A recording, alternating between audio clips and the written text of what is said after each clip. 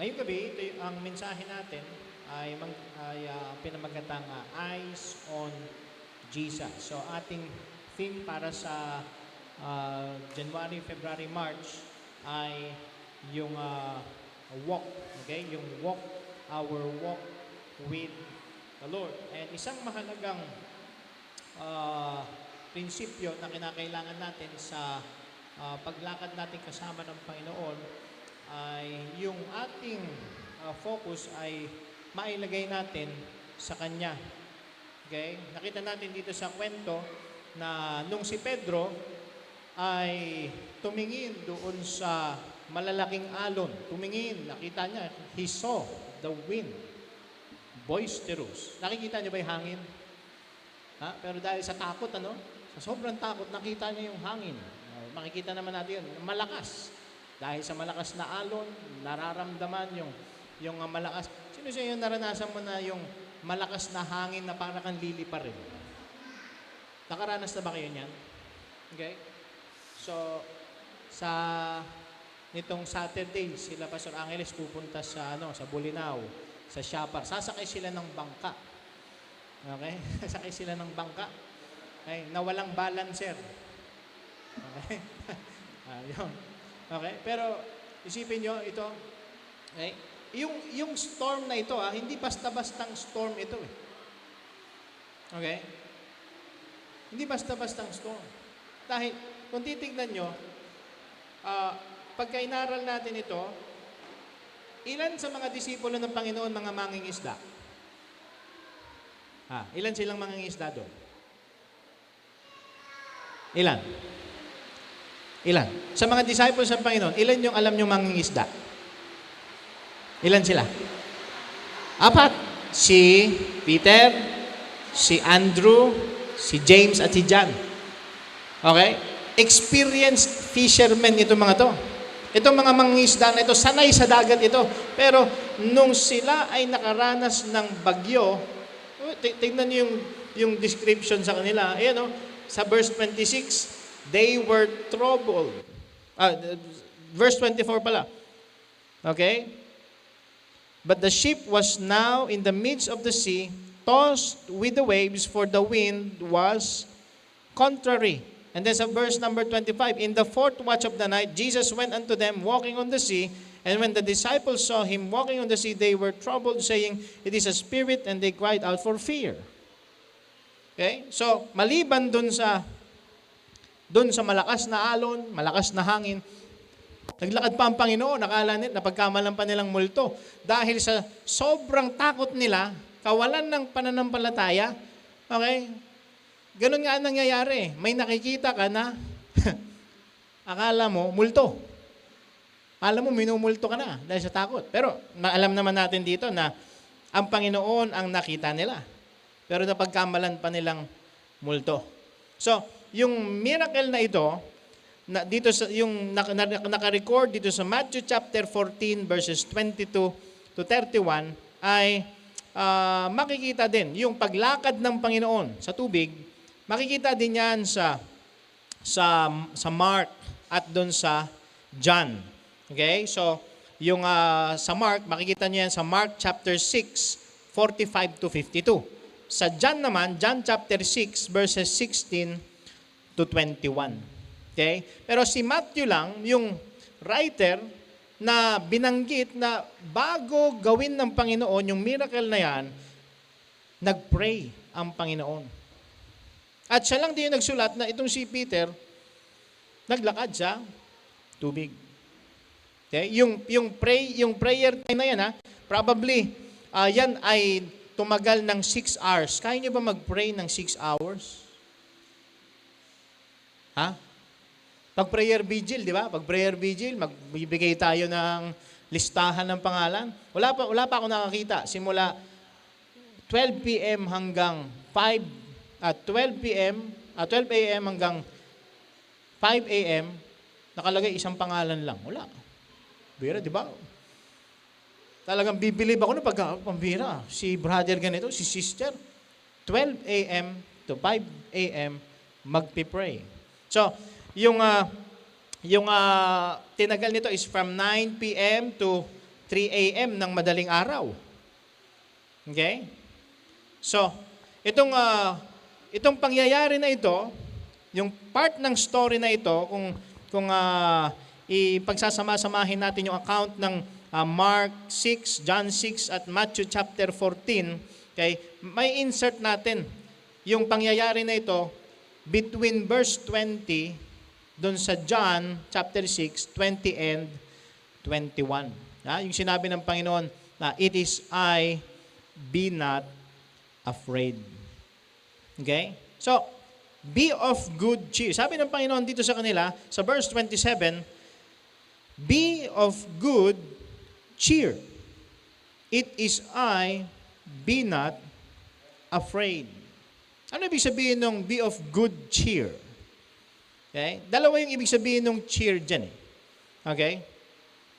Be comfortable. Yung isa, be comfortable. Kasi ang Panginoon yun eh. Ang Panginoon, siya nagbibigay ng comfort. And also, yung isang ibig sabihin nito is be courageous. Okay? So, yung ibang mga disipulo, yung 12 disipulo, na-comfort sila, ang Panginoon. Pero si Peter, na-encourage siya. Kaya sabi ni Peter, "Lord, kung ikaw talaga yan, lalakad ako. Gusto kong lumakad doon sa tubig." Kaya tignan muna natin, itong mga observations lang natin dito sa mga verses na ito. At 3 points lang naman ito. Amen? 3 points lang. Ano oras na ba? 7:33. Hindi ko na naman napindot yung timer. Okay? So, first point na yung unang principle na nais natin makuha ngayong gabi. Doon sa verse 22 and 23, okay, point number 1, the Lord wants you to go to the other side. Okay, the Lord wants you to go to the other side. Okay? So, kaya nais ng Panginoon paalisin na yung mga disciples ay makikita natin sa John chapter 6 verse 15. So kung may Bibles kayo dyan, buksan nyo sa John chapter 6 verse number 15. John chapter 6 verse 15. Dito pinakita sa atin. Okay? Yung reason. Sabi dito, "When Jesus therefore perceived that they would come and take him by force to make him a king, he departed again into a mountain himself alone." So, yung mga tao na nakakita ng miracle ng Panginoon, okay, nakita nila na pinadami niya yung tinapay at yung isda. Naalala niyo yung kwento ng isang bagong graduate na Bible student? Ha? Naalala niyo ba yun? Hindi na? Okay? May isang bagong graduate sa Bible Institute, pinag-preach sa kanilang home church. At sabi niya, ang Panginoon, ang Panginoon, pinakain niya yung 5 tao ng 5,000 tinapay at 2,000 isda. Oh, kaya mo ba yon? Nagtaas ng kamay yung matandang lalaki sa church. Sabi niya, "Sir, okay, hindi yun yung nasa kwento." Eh nung na-realize nung bagong graduate sa Bible school, napahiya siya. Pero yung mga members, maunawain naman. Pinagbigyan siya na mag-preach ulit next Sunday. So yung Bible school student, bumawi. Sabi niya, ang Panginoon, pinakain niya yung 5,000 tao gamit lang yung 5 loaves and 2 fishes. Okay? Sabi niya, kaya niyo ba yon? Sabi ng matanda. Nagtaas na naman ng kamay. Sabi niya, "Sir, paano mo nasabing kaya mo yon?" Sabi niya, "Marami pang sobra nung last week." Sabi niya. Okay? Oh. Napatawa ko lang kayo kasi masyado yatang seryoso yung iba eh. Okay? So, ang reason bakit pinaalis na ng Panginoon yung mga disciples, baka masama sila dun sa mga tao, sa plano nila. Gusto na nilang gawing hari si Jesus. Kasi isipin mo itong mga taong ito, nakakain lang, gusto nang gawing hari ang Panginoon, pero nung itinuro na ng Panginoon yung mga spiritual truths, doon sa same chapter, John chapter 6. Tingnan nyo sa John chapter 6 verse 66. Okay? Ano sabi doon sa John chapter 6 verse 66? From that time, many of his disciples went back and walked no more with him. Okay? Nung nagturo na ang Panginoon na siya yung dapat sampalatayanan, ayaw na ng mga tao. Pero, bakit pinapapunta ng Panginoon yung mga disciples doon sa other side? Kung pupunta kayo doon sa Matthew chapter 14, yung chapter na binasa natin kanina, yung verse 21 to 22 to 31, yung verse 34 to 36, yan ang magpapakita sa atin kung bakit pinapunta sila sa kabilang dako. Bakit? Ano ba yung meron sa kabilang dako? May mga taong nangangailangan ng mensahe ng Panginoon. May mga tao na nangangailangan ng pagpapagaling ng Panginoon. Anong sabi dyan? And they were gone over, they came into the land of Gennesaret. Verse 34.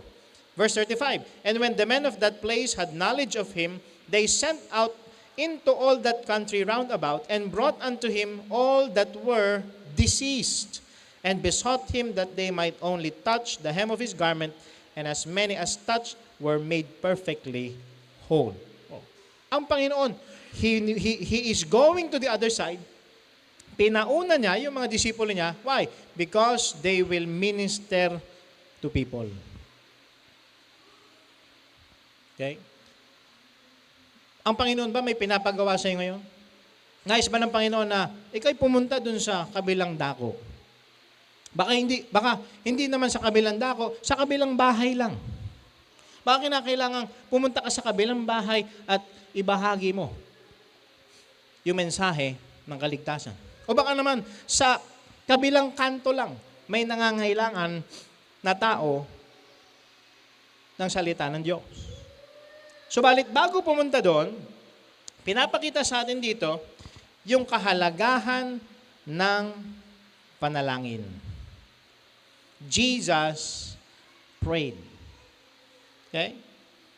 Verse 23, pagkatapos niyang paalisin yung mga tao, he went up into a mountain apart to pray. Because without prayer, kung di tayo lalapit sa Panginoon at mag-ask na tayo ay Kanyang bigyan ng kalakasan, ma-empower tayo ng Holy Spirit, hindi tayo makapag-serve. We cannot minister to people. Okay? So, ikaw ba ngayon ay nais ng Panginoon na pumunta sa kabilang dako? Saan ba yung kabilang dako na yan? Kabilang bahay, kabilang kanto, kabilang barangay, okay? Kabilang syudad, okay? Kung saan man yan, okay? Kasama ka ng Panginoon doon. Okay? Kasama natin ang Panginoon. Okay? Yan yung number 1. The Lord wants you to go to the other side. And then, makikita natin dito sa verse number 24, nung nasa kalagitnaan na ng dagat, sabi ko nga sa inyo, kakaiba itong storm na ito. Okay? Kakaiba yung storm na ito. Hindi basta-basta itong bagyo na ito. Okay? Pero, hindi rin basta-basta yung nagpamalas ng kapangyarihan para mapatigil itong malakas na hangin at malalaking alon. Okay? So, yung number 2 natin, ito, the Lord walks with you through the storm. Okay? The Lord walks with you through the storm. Minsan, pagka walang problema, kasama ko ang Panginoon. Pero, pagka nagkaroon na ng problema, iniisip agad natin, nasan ang Panginoon? Okay? Na-experience na ba yan? Nasaan ang Panginoon? Kung kasama ko ang Panginoon, dapat hindi ako magkakaroon ng problema. Hindi naman yan ang pinangako ng Panginoon sa atin. Okay? Yung storm dito, yan ay larawan ng krisis, larawan ng suffering, trouble, problems sa buhay. Hindi ko na patataasin yung kamay ng merong mga problema dito. Okay? Baka pati bata magtaas ng kamay. Sabi mo, may mga bata, anong pinoproblema mo? Yung thesis ko. Di ba? Sabi mo, yung mga bata, may thesis na. Okay? May mga problems. May mga trials. Merong storms sa ating buhay. Na minsan, yan ang nag-aalis sa atin, nag-aalis doon sa ating mata sa Panginoon. Okay? So, dito sa may verse number 19, John chapter 6. Lipat muna kayo doon sa John chapter 6. Okay? John chapter 6, verse number 18. John 6:18. Ito ang sabi dito, and the sea arose by reason of a great wind that blew. So when they had rowed about 25 or 30 furlongs, they see Jesus walking on the sea. Okay? So, 25 to 30 furlongs, yan ay equivalent sa 6 kilometers. Isipin nyo, naano pa sila eh. Sagwan pa sila. Na ano pa nila, na ibiyahe pa nila yung bangka ng 6 kilometers. Okay? Yung buong travel na yan, okay, mula dun sa pinanggalingan nila to the other side, 12 kilometers, nakakalahati na sila. Pero kulang pa rin eh.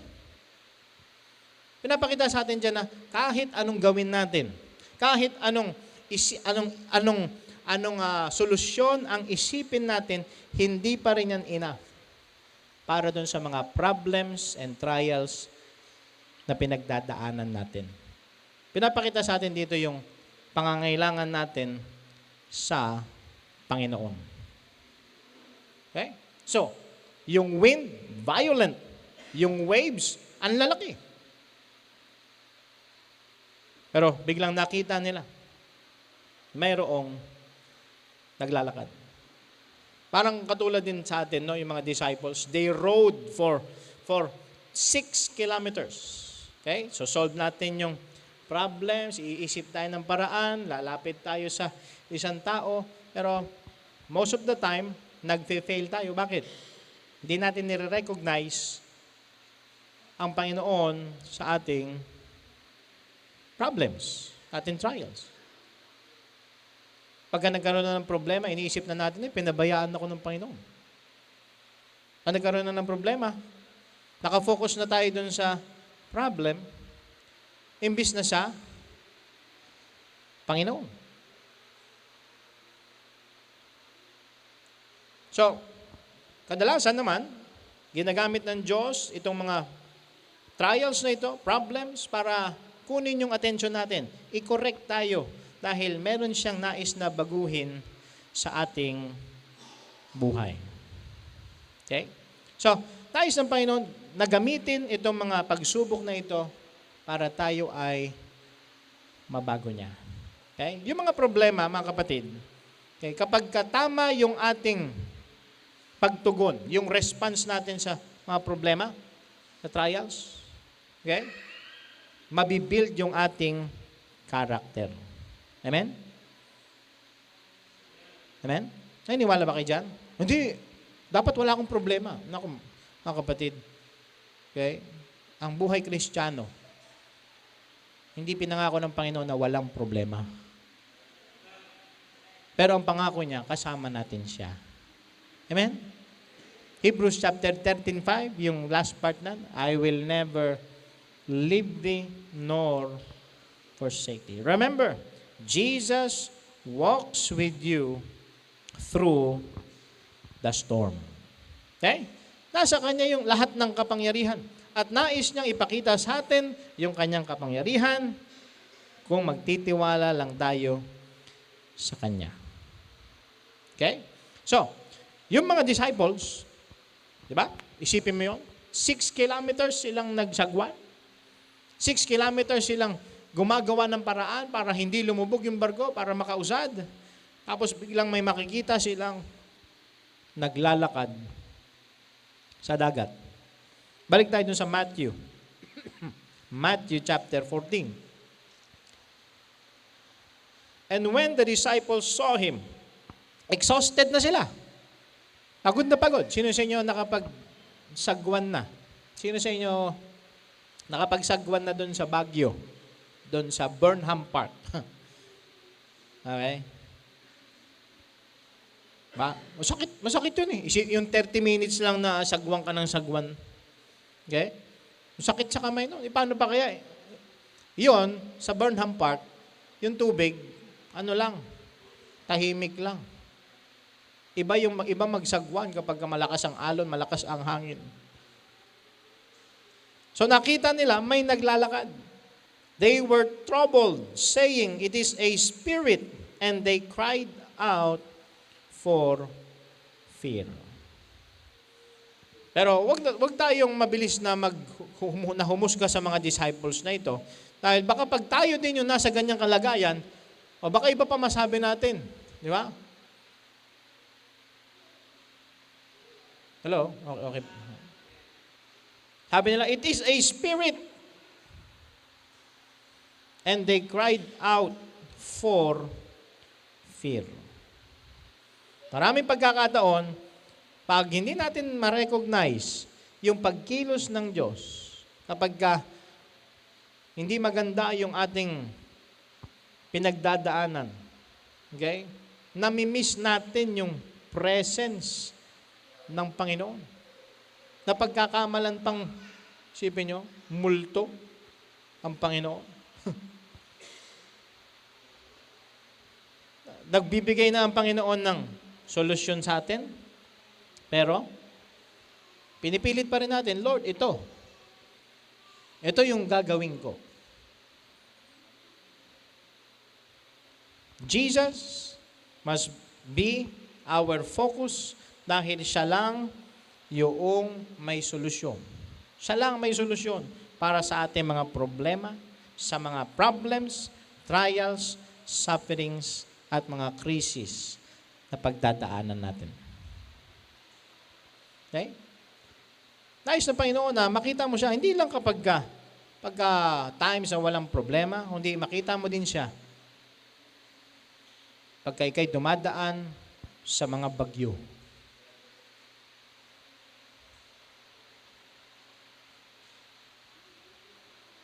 So, nakita natin. First point, the Lord wants you to go to the other side.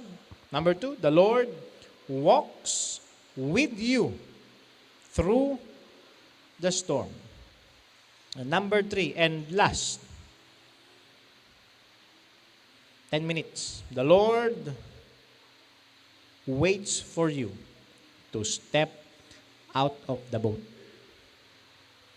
Okay? The Lord waits for you to step out of the boat. In verse number 28, and Peter answered him and said, narinig ni Peter, "Be of good cheer." Yung 11 ang narinig nila, ay, ang Panginoon. Pero si Peter, ang narinig niya, "Maging matapang ka, Pedro." At sabi niya, "Lord, if it be thou, bid me come unto thee on the water." And he said, verse 29, "Come." At alam natin, yung nangyari, di ba? Nabasa natin kanina. Nung lumakad si Pedro, nakatingin siya sa Panginoon. Okay? Nakapag water walk siya.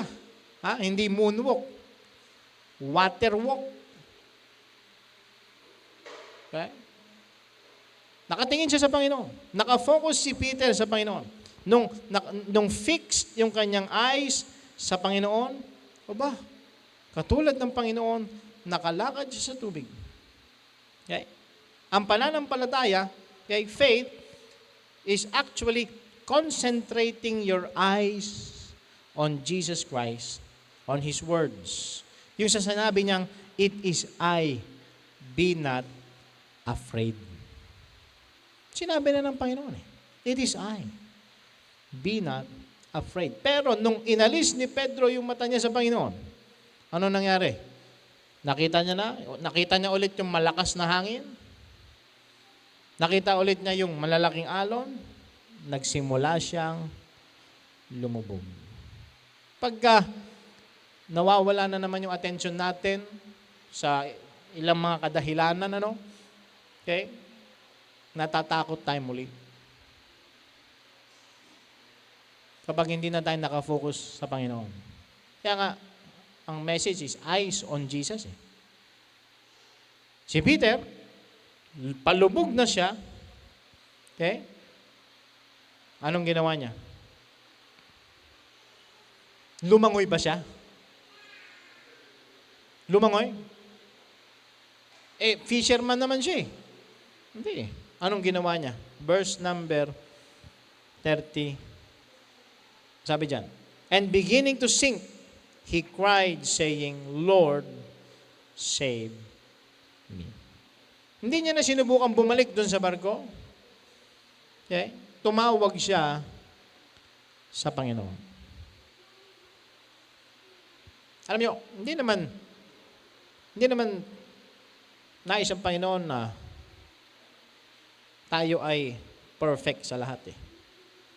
Ang nais ang Panginoon yung commitment natin sa Kanya. Anong lesson dito? Okay? Kapag ikaw ay lumulubog na, tumawag ka sa Panginoon. Hindi sa kung sino-sino. So, because of Peter focusing on Jesus, nakalakad siya, he was able to walk on the water. Yan ay yung na-exercise yung kanyang faith. And nung lumubog siya, sinabi niya yung shortest prayer. Diba? O ikaw ba naman ng lulubog? Mahaba pa bang prayer mo? Hindi na.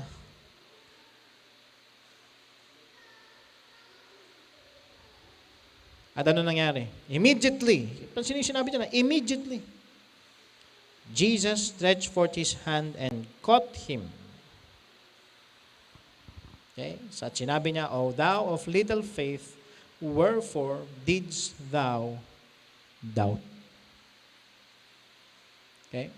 Now, meron pang ilang mga steps pabalik. Di ba? Nung inangat siya ng Panginoon. Okay? At isa itong napakagandang lesson dito na yung little faith mag-grow. Okay? Yung little faith na yan, like a mustard seed, ay mag-grow. Pero, kung titignan naman natin, si Peter, okay naman yung kanyang ginawa. Kasi, makakarinig kayo ng mga preaching, si Peter, ano yan pasiklab ba?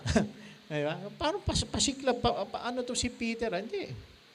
Okay? Yung mga kasama niya dun sa barko, sa bangka, nakatingin lang sila. Okay? Pinapanood nila to, nung nakita nila si Peter, naglakad. Diba? Ang laki mata, bagsak yung bibig. Hindi nila inakala. But si Peter, naglakad. Okay? Lumubog, pero hinawakan siya ng Panginoong Jesus. Now, bilang pagtatapos natin, merong isang awitin na ang pamagat ay Turn Your Eyes Upon Jesus. Itong awit na ito ay nagmula sa isang tula na isinulat ng isang missionary sa Africa. Although yung writer nung hymn ay si Lilias Trotter. Okay? Inspired yung kanyang song sa tula na isinulat ni Okay? Ang nagsulat nitong song is si Helen Lemmel. At yung inspiration kung bakit niya naisulat tong awitin ay yung tula ni Lilias Trotter na ang title ay Focus. Okay? Itong si Lilias Trotter ay mula sa London, England. Siya ay isang artist. Papunta siya sa isang career na artist, pero tinawag siya ng Panginoon para pumunta doon sa Algeria, Northern Africa. So, iniwan niya yung kanyang dream na maging artist and siya ay nag-minister. Okay? Siya ay umabot ng mga kababaihan doon sa Algeria, Africa. Okay? Nung pumunta siya doon, walang mga mission agency na sumuporta sa kanya. Subalit kahit na walang nagsuporta sa kanya, tinuloy pa rin niya yung pagpunta doon sa Northern Africa. Namuhay siya kasama ng mga nationals doon. Okay? Walang nakapansin. For 40 years. Sabi nga dito, there in the desert, Trotter knew what it was like to be stripped from every distraction to focus upon the face of Jesus.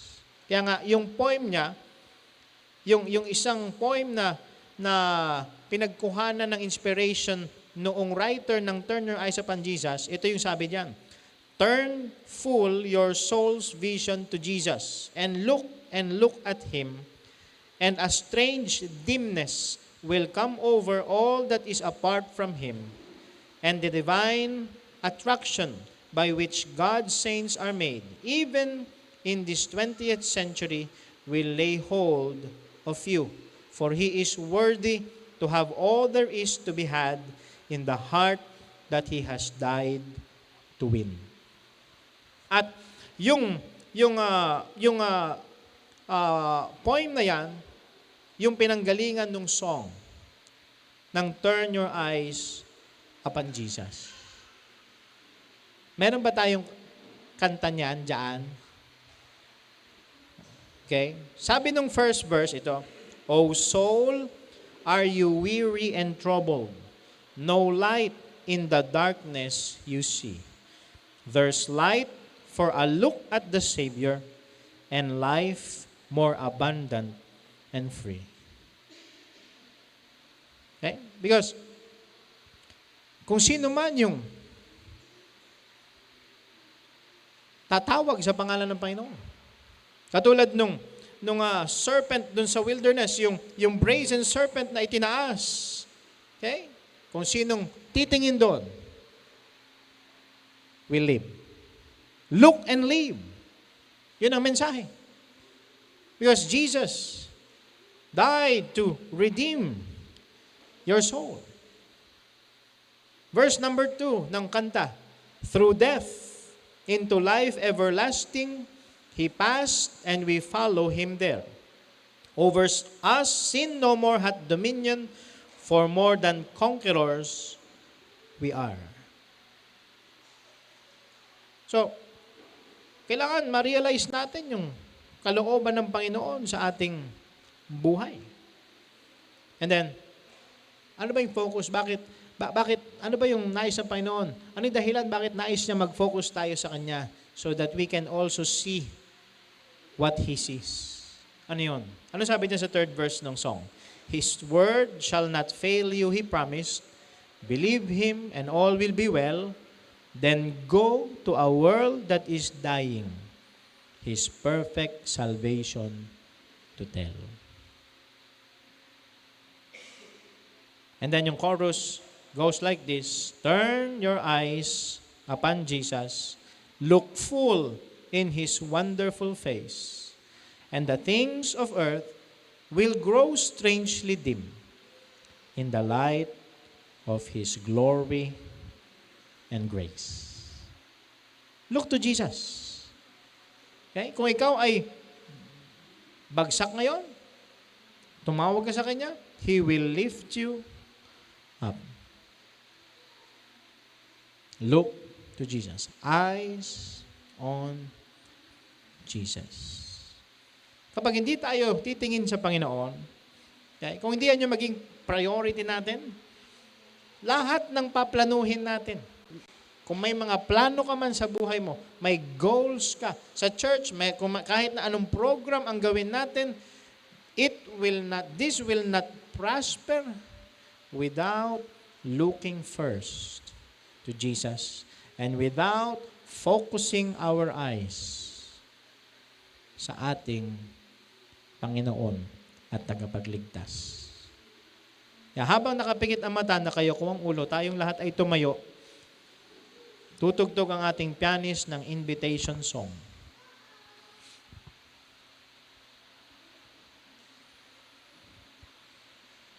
Are you looking to Jesus? Is your eyes fixed upon Him? Are you weary? Are you troubled? Tulad ng sabi dun sa awitin, nasa gitna ka ba ngayon ng bagyo? Madilim? Then look to Jesus Christ. Merong liwanag sa ating Panginoon. Ikaw ba ay discouraged? Parang walang direksyon ang buhay mo ngayon? Then, look to Jesus. Ikaw ba ay nangangailangan ng kaligtasan? Kaibigan, kung wala ka pang katiyakan ng pagtungo sa langit, hindi mo pa alam, kasi hindi ka pa sigurado kung ika'y ligtas, ika'y tumingin sa Panginoon. Katulad nung sinabi ng Panginoon sa John chapter 3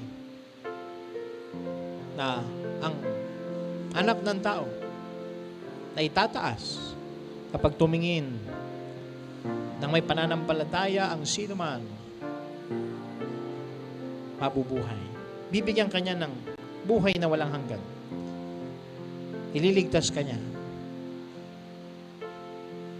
Tumawag ka sa Panginoon bilang iyong tagapagligtas. Bukas na po ang ating altar.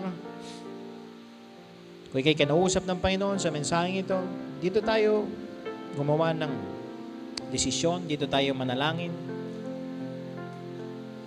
Dito natin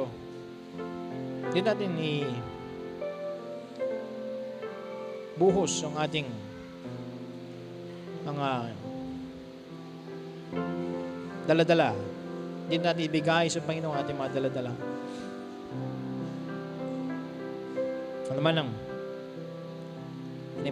pinangusap ng Panginoon sa atin.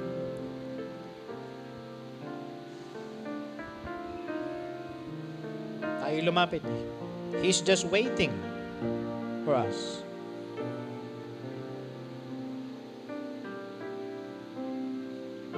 Kung may mga iba napagod, ano tayo makakapagpatuloy? Ilagay natin muli yung atensyon natin, yung ating mga mata sa Panginoon. Makita natin yung kaluwalhatian niya sa ating buhay. At makita rin natin mula sa kanyang mata kung ano ang ating dapat gawin.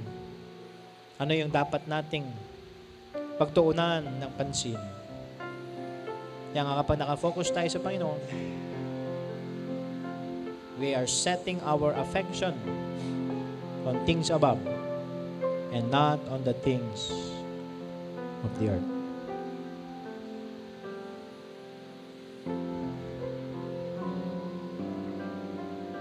Patuloy lang tayo sa panalangin. Kung may mananalangin, tuloy lang kayo. We have time para sa ating invitation.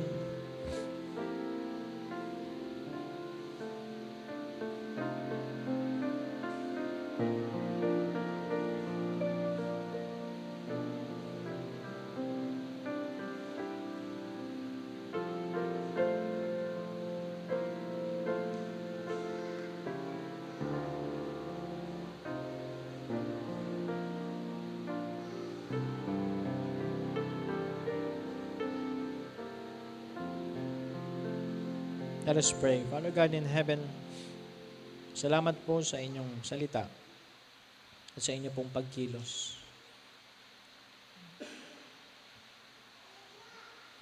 Nilalapit po namin ang mga kapatiran na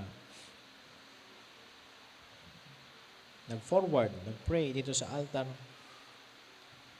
Kay po Panginoon ang magpala sa kanila. At inyong ipagkaloob anuman ang kanilang kinakailangan upang ang mga desisyon na ginawa ngayong gabi ay mapagtibay at magawa ng bawat isa sa aming mga personal na buhay upang kami ay matransform. Ang buhay ay matransform at magdulot po ng kaluwalhatian sa inyo at magamit ang aming buhay upang madala ang mga hindi ligtas sa Panginoong Jesucristo. At upang magawa din, Panginoon, ang kalooban nyo sa buhay ng bawat pamilya, sa buhay ng mga single na nandito, sa buhay, Panginoon, ng Bethel Baptist Church. Kayo po, Panginoon, ang maluwalhati. Pinapasalamatan namin kayo, itinataas sa pangalan ng Panginoong Yesus. Amen.